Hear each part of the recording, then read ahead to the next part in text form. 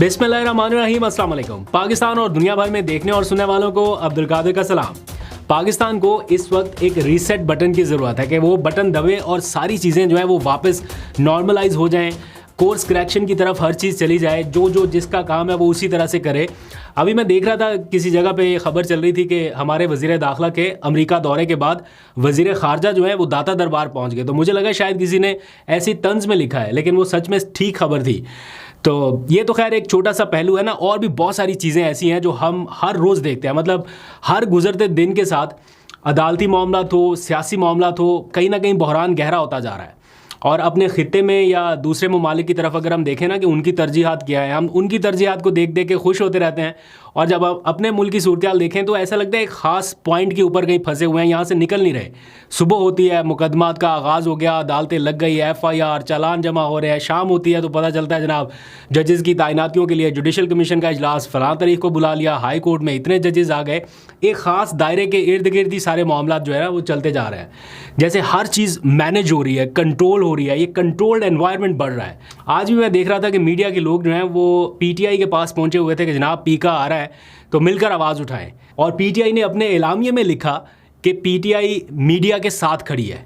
Media भी थोड़ी सी हिम्मत करे ना कि PTI के साथ कहीं पे खड़ा हो जाए, कहीं स्टैंड कर ले। मतलब जिस पार्टी के चेयरमैन की तस्वीर तक नहीं चला सकते, उसके अलावा कौन सी ऐसी जमात है जो आपके साथ इस मुश्किल वक्त पे खड़ी है।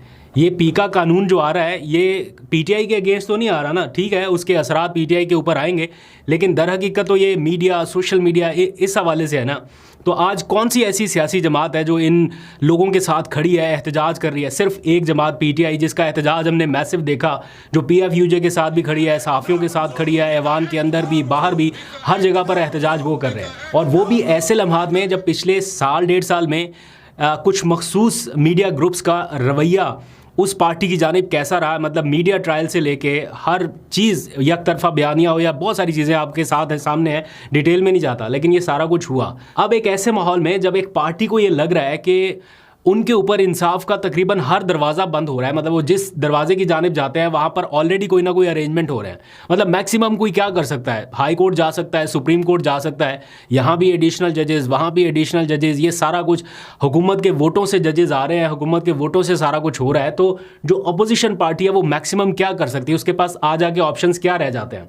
एहतजाज भी करके देख लिया और भी बहुत सारी चीज़ें हैं। तो बैकअप प्लान क्या है, क्या हो सकता है, मैक्सिमम PTI क्या कर सकती है? तो अब उन्हीं सारे ऑप्शंस के ऊपर जो बैकअप प्लान के तौर पे काम आ सकते हैं उनके ऊपर काम जारी है। और अपनी मालूमात की बुनियाद पर भी मैं आपको ये बता सकता हूँ, कुछ चीज़ें तो आपको बिल्कुल सामने नज़र आ रही है ना कि ग्रैंड अलायंस बन रहा है, जो बाकी सियासी जमातों के लोग हैं उनसे मुलाकातें हो रही हैं, बड़ा एक ग्रुप बनाया जा रहा है। लेकिन कुछ चीज़ें ऐसी हैं जो बैक एंड पर हो रही हैं और उनके हवाले से काफ़ी तेज़ी से डायरेक्शंस भी आ रही हैं अडयाला जेल से भी, और उनके ऊपर ना सिर्फ इम्प्लीमेंट हो रहा है बल्कि काफ़ी हद तक काम आगे बढ़ रहा है। कुछ ही देर में आपको बताता हूँ, लेकिन पहले ज़रा सा आ जाइए कुछ और सियासी मामलात के हवाले से बात करते हैं, क्योंकि आज सबकी नज़रें सुप्रीम कोर्ट ऑफ पाकिस्तान की तरफ थी। 3 केसेस मैंने कल आपको बताए थे। दिन के इख्तिताम तक उन केसेस का क्या बना, क्या सूरत हाल रही, किसका पलड़ा भारी रहा, जस्टिस मंसूर का या आइनी बेंच वाले साहिबान का, तो मुकम्मल तफसील आपको बतानी है। लेकिन पहले थोड़ी सी इमरान खान के हवाले से मैं आपको अपडेट्स बता दूँ। आज इमरान खान की अलकादर ट्रस्ट केस में जो उनको सज़ा सुनाई गई है 14 साल की, उसको चैलेंज कर दिया गया है। इस्लामाबाद हाई कोर्ट में ही चैलेंज किया गया है और 26 के करीब वकला की टीम, मैंने आपको बताया था, इमरान खान के इस केस को डिफेंड करने के लिए या लड़ने के लिए तैयार है। मरकज़ी तौर पर तो सलमान सफदर साहब ही होंगे इसका हिस्सा जो आर्ग्यू करेंगे, लेकिन उनको मुआवनत करेगी 26 रुकनी वकला की टीम। और आज ये केस दायर कर दिया गया, यानी मरकज़ी जो अपील है वो अब फाइल हो चुकी है। तो ये केस कब फिक्स होगा, कौन इसको सुनेगा, कौन सी अपडेट्स आएंगी, वो सारी मैं फर्दर आपको बताता रहूँगा साथ साथ। लेकिन आज एक और केस भी था, आपको याद है इद्दत केस में इमरान खान को बरी कर दिया गया था। उसके खिलाफ खबर मानेगा साहब को ज़रा कोई आराम सुकून नहीं आया, तो उन्होंने कहा कि जनाब मैं इसके खिलाफ अपील में जाऊंगा, क्योंकि जितनी बातें हो चुकी हैं, जितना उनके बारे में कहा गया, वो शायद उनको लगा कि अभी कम है, थोड़ा और भी चाहिए उनको। तो उन्होंने अपील कर दी इस्लामाबाद हाई कोर्ट में। आपको मैंने कल बताया था कि वो केस जो है वो फिक्स हो चुका था। आज उसकी समाअत हुई। जस्टिस आज़म खान जो नए जज आए हैं इस्लामाबाद हाई कोर्ट में, एडिशनल जज, उनके पास ये केस लगा था, लेकिन इमरान खान के वकला ने उन पर एतराज़ कर दिया कि जनाब आप ये केस ना सुने। तो जस्टिस आज़म खान ने इद्दत केस से अलहदगी इख्तियार कर ली है और ये केस जो है वापस भेज दिया गया है चीफ जस्टिस को कि इसके ऊपर अलग से बेंच बनाए। और मेरा ख्याल है ये इद्दत का केस ऐसा केस है जिस पे शायद कोई भी इतनी आसानी से हाथ नहीं डालना चाहेगा, क्योंकि इसमें कुछ ऐसी चीज़ है नहीं। इसके अलावा और बहुत सारे केसेस पड़े हैं। अगर आपने इन्हीं मामलात को लेके आगे चलना है या मकसद ये है कि इमरान खान जेल में रहे या बाहर ना आ सकें, तो इद्दत केस में सिवाय शर्मिंदगी के या रुसवाई के और मुझे नहीं लगता कि कुछ होगा। एनीवेज, इसलिए जज साहब ने भी मुनासिब समझा कि इस केस से जैसे ही एतराज़ हुआ उन्होंने अब केस से हाथ खींचा और भेज दिया चीफ जस्टिस के पास कि वापस वो बेंच बना ले जो भी नया बनाना है। अब आ जाइए ज़रा अडयाला जेल की तरफ। आज इमरान खान से अली अमीन गंडापुर की खैबर पख्तूनख्वा की सदारत से हटाए जाने के बाद पहली मुलाकात हुई है। अडयाला जेल वो पहुंचे और इनसाइड क्या बातचीत हुई है मुझे उसकी डिटेल का इल्म नहीं है, लेकिन जो बाहर गुफ्तगू हो रही है पार्टी के लोगों से, जो इंडिकेटर्स आ रहे हैं या ऐसे सिग्नल्स मिल रहे हैं, उनसे ये लग रहा है कि पीटीआई अब ये समझ चुकी है कि अदलिया से, हाई कोर्ट से, सुप्रीम कोर्ट से उनको इतनी आसानी से तो रिलीफ नहीं मिलने वाला। तो अब पीटीआई कर क्या सकती है, ऑप्शंस क्या हैं, उनकी तरफ जाने की तरफ सोच रहे हैं। और मुझे ऐसा लगता है कि पीटीआई मार्च या अप्रैल में दोबारा कोई ना कोई मूवमेंट शुरू कर सकती है, कोई ना कोई सड़कों के ऊपर आने के हवाले से। इसका इंडिया खुद आज हुकूमती लोगों की तरफ से भी आ रहा है कि शायद पीटीआई दोबारा 26 नवंबर जैसी सिचुएशन करना चाह रही है, क्योंकि आज मुज़ाकराती टीम के जो तर्जुमान थे हुकूमत के, इरफान सिद्दीकी, वो गए आज प्राइम मिनिस्टर से मुलाकात के लिए, उनको सारी सिचुएशन बताई मुज़ाकरात के हवाले से। वैसे तो उन्होंने कल इजलास बुला लिया है, लेकिन पीटीआई उस इजलास में नहीं जा रही। तो अब करना क्या है, क्या हुकूमत के लोग जाके इजलास में बैठे हैं, ऐसा भी कोई मुनासिब नहीं लगता उनको। तो सारी डिटेल जो है वो उन्होंने शहबाज शरीफ साहब के सामने रख दिया और उनका एक मुख्तसर सा आज पहली मरतबा बयान भी जारी हुआ इस मुज़ाकराती अमल के हवाले से। और वो ये राय रखते हैं कि मुज़ाकरात ही बेहतर हल है, बेहतर ज़रिया है आगे बढ़ने का और अफरा तफरी की सी सिचुएशन कम करने का, और किसी को इजाज़त नहीं दी जा सकती कि वो मुल्की तरक्की रोकने की राह में रुकावट बने या ये धरने जलसे इस तरह की सिचुएशन। ये उनकी जानिब से एक नैरेटिव आया।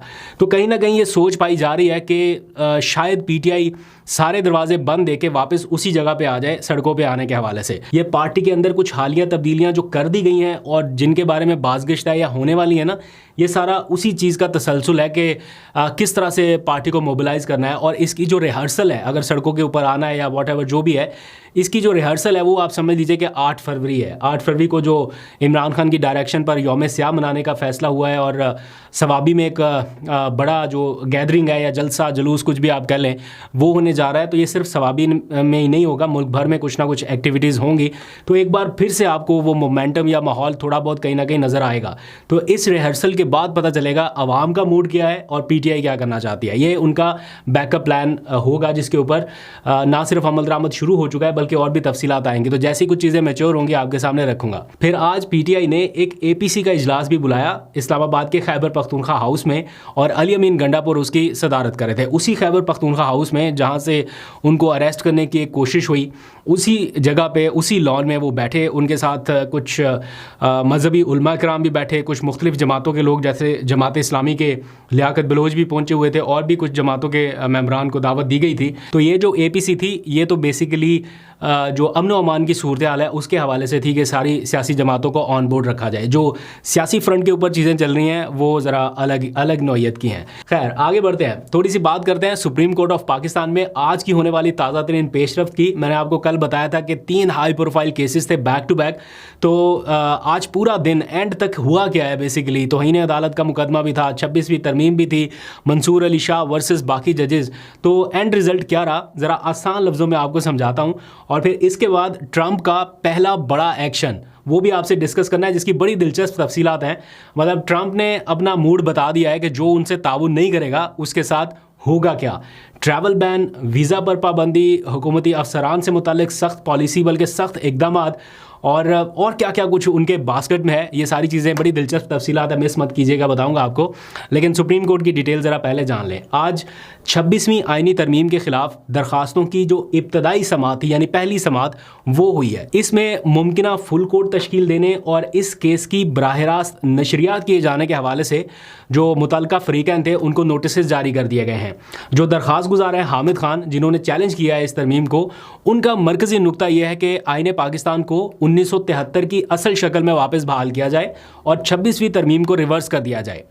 अब इस फैसले की जो दोबारा समाअत है वो होगी 3 हफ्तों के बाद। अभी तो नोटिस जारी हुए ना, पहली समाअत में यही होता है कि मुतल्लिका फरीकैन जो हैं उनको नोटिस जारी करके बुला लिया जाता है। इसकी समाअत मुलतवी कर दी गई है 3 हफ्तों तक के लिए। अब जब इसकी दोबारा समाअत होगी उससे पहले कुछ नए मेहमानों की एंट्री होगी सुप्रीम कोर्ट में, यानी 26वीं आईनी तरमीम के खिलाफ मुमकिना जो फुल कोर्ट बन सकता है उससे पहले पहले सुप्रीम कोर्ट में 8 नए जजेस लाने का काम या मिशन शुरू हो चुका है। मौजूदा सुप्रीम कोर्ट के जो इस वक्त के जजेस हैं उनके साथ अगर फुल कोर्ट बनाया जाता है तो उसका मुमकिना नतीजा ऑलमोस्ट वैसा ही निकलेगा जैसा मखसूस नशिस्तों के केस में आया था, यानी 8 जजेस की अक्सरियत एक तरफ हो गई थी और बाकी सारे जजेस अकलियत में रह गए थे, काजी फाइज ईसा के साथ जो लोग थे। अब उस किस्म की अकलियत को अक्सरियत में बदलने का एक ही तरीका है कि इजाफी जजेस जो हैं वो सुप्रीम कोर्ट में लाए जाएं। पहले आपको पता है 2 एडहॉक जजेस आ चुके हैं, अब मज़ीद 8 जजेस भी लाने का एक ऑप्शन है आईनी तरमीम के बाद। उसके लिए एक इजलास होता है जो कि रस्मी सी कार्रवाई है। 11 फरवरी को जुडिशल कमीशन ऑफ पाकिस्तान का इजलास तलब कर लिया गया है। उस इजलास में इसकी मंजूरी दी जाएगी। मुल्क भर की जितनी भी हाई कोर्ट्स हैं, टोटल 5 हैं, 4 सूबों की और एक इस्लामाबाद हाई कोर्ट की, उसके जो 5 सीनियर जजेस हैं, सारे 5 इस हाई कोर्ट के, 5 इसके, 5 इसके, तो 25 टोटल जजेस, उनमें से 8 का इंतखाब होना है। और इंतखाब कैसे होना है, ये जुडिशल कमीशन का इजलास बुलाकर उसमें वोट्स के ज़रिए इनका इंतखाब किया जाएगा। और वोट्स जो हैं वो हुकूमत के पास हैं, मतलब ठीक है उसमें पीटीआई के भी 2 वोट हैं, लेकिन जो अक्सरियती वोट्स हैं वो हैं हुकूमत के पास। तो हुकूमत जिसको चाहेगी वो सुप्रीम कोर्ट के जज के तौर पे ला सकती है। पीपल्स पार्टी चाहे या मुस्लिम लीग नून चाहे, वो अपनी पसंद के जज को आराम से सुप्रीम कोर्ट तक पहुंचा सकते हैं। बहुत सारे लोग ये डिस्कस कर रहे हैं कि इस्लामाबाद हाई कोर्ट से भी चूँकि जज साहब को लेके जाना है सुप्रीम कोर्ट में, तो कौन से जज साहब जा सकते हैं। तो इस टाइम सबके हॉट फेवरेट जो हैं वो आमिर फारूक साहब हैं, उनको हाई कोर्ट से ले जाया जाएगा सुप्रीम कोर्ट में, ऐसा डिस्कस किया जा रहा है कि उनको तो ले जाना बनता है और ऐसा हो नहीं सकता कि उनको नज़रअंदाज करके किसी और जज साहब को ले जाया जाए। तो उसके लिए लेकिन फिर ये क्वेश्चन भी बनता है कि अगर आमिर फारूक साहब को इस्लामाबाद हाई कोर्ट से सुप्रीम कोर्ट में ले जाया जाता है तो फिर उनकी जगह पे हाई कोर्ट का चीफ जस्टिस कौन बनेगा, क्योंकि इस टाइम जो सीनियर मोस्ट जज हैं वो तो जस्टिस मोहसिन अख्तर कियानी है।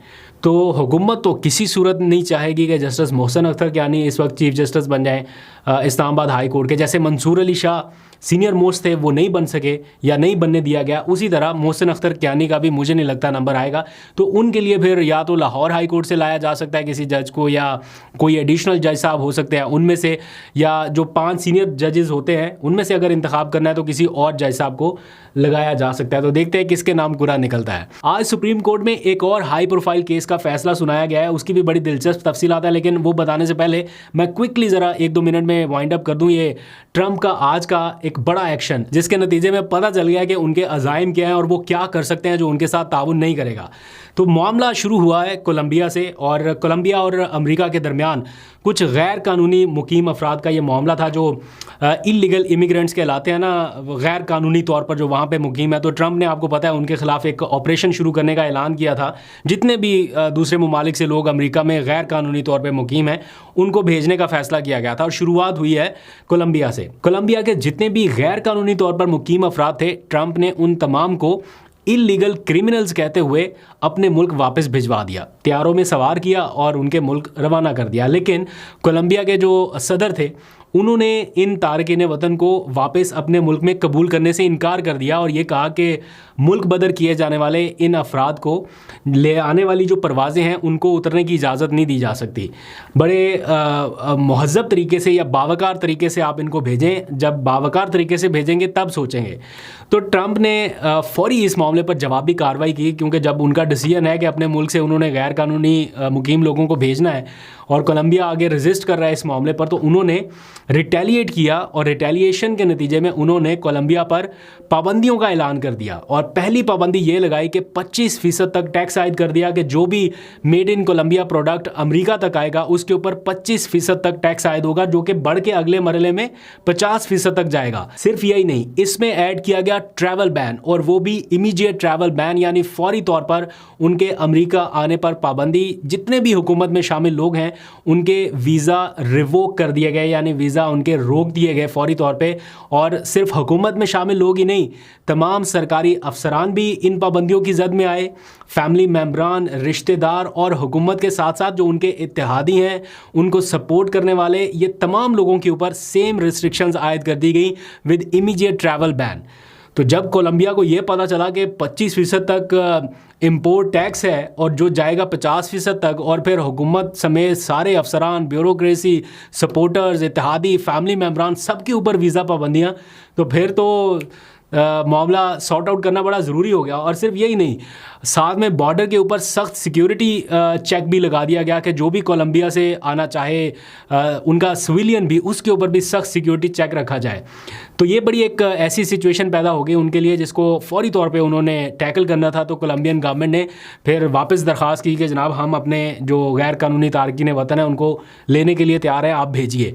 तब जाके ये मामला कहीं हॉल्ट हुए। तो ट्रंप ने अपनी जो पॉलिसी है वो बड़ी क्लियर कर दी है कि जो उनके साथ ताउन नहीं करेगा उसके साथ वो किस तरह से आगे चलेंगे। अब आ जाइए वापस ज़रा सुप्रीम कोर्ट के हवाले से मैंने थोड़ी और आपको अपडेट बतानी थी। आज एक और हाई प्रोफाइल केस था जिसका फैसला सुनाया गया है, और वो आपको पता है कि जस्टिस मंसूर अली शाह और जस्टिस अकील अब्बासी ने ये फैसला सुनाया। और मामला था रेगुलर बेंच से केस लेके आईनी बेंच को मुंतकिल करने का कि जजेस का इख्तियार समात जो है वो किस तरह से छीन लिया गया एक इंतज़ामी ऑर्डर के ज़रिए, जुडिशल ऑर्डर को कैसे बाईपास किया। इस मामले पर आपको पता है एडिशनल रजिस्ट्रार के ख़िलाफ़ तौहीन अदालत की कार्रवाई शुरू की गई थी, फिर वो फैसला महफूज हुआ और रातों रात एक इंट्रा कोर्ट अपील भी फाइल हो गई और वो फौरी समाअत के लिए मुकर्रर भी हो गई और आज दिन 1 बजे उसकी समाअत होना थी।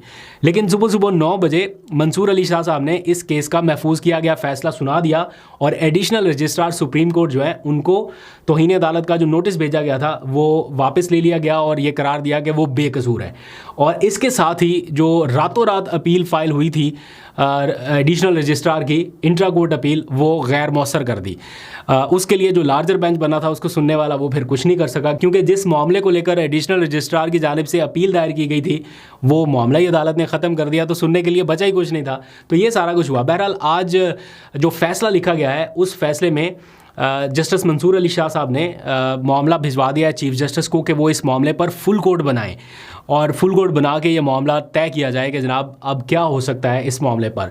अब मैंने आपको पहले बता दिया कि फुल कोर्ट जो भी बनेगा उससे पहले 8 जजेस का सुप्रीम कोर्ट में लाया जाना बड़ा ज़रूरी हो गया है, नागुज़ीर हो गया है, क्योंकि फुल कोर्ट कोई भी फ़ैसला ऐसा दे सकता है जो हुकूमत के ख़िलाफ़ जा सकता है या यूँ समझ लीजिए निज़ाम के ख़िलाफ़ जा सकता है। तो इसके लिए 8 जजेस का आना बड़ा ज़रूरी हो गया। तो देखते हैं आगे चल के क्या होता है, आपको फर्दर भी अपडेट करता रहूँगा। अभी तक के लिए इतना ही, अपना बहुत सा ख्याल रखिए।